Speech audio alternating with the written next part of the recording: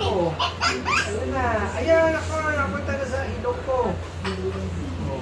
Inis na ako ng ano na. Ayun! Ano ba tayo bukas? Nipig pa ako sa leeg. Aray! Yan. Look, parang hair ko dyan, diba? Look pa. Eh, ang lips mo, anong color? And it didn't even look like me.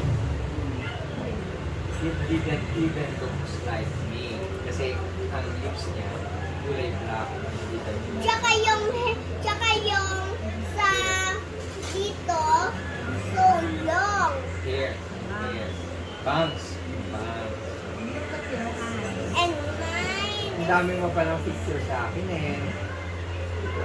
that's where you, mommy and daddy get married. And mommy look like a different, and mommy look like a different guy.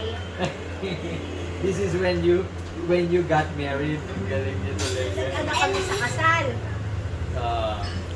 Kasi ako long hair pa ako. Tingnan mo. Di ba ang hair ko meron pang kulot-kulot? And now, daddy's a girl there.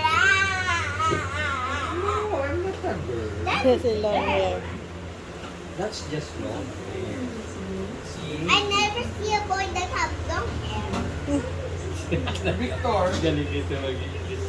This one, who is in long hair? Who's that? Who's that?